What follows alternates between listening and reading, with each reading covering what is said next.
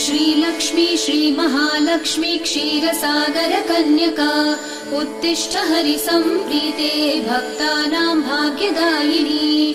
श्रीलक्ष्मी श्रीमहालक्ष्मी क्षीरसागर कन्यका उत्तिष्ठ हरिसम्प्रीते भक्तानां भाग्यदायिनी।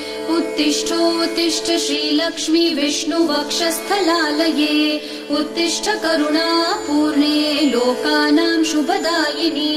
उत्तिष्ठोत्तिष्ठ श्रीलक्ष्मी विष्णुवक्षस्थलालये उत्तिष्ठ करुणापूर्णे लोकानां शुभदायिनी।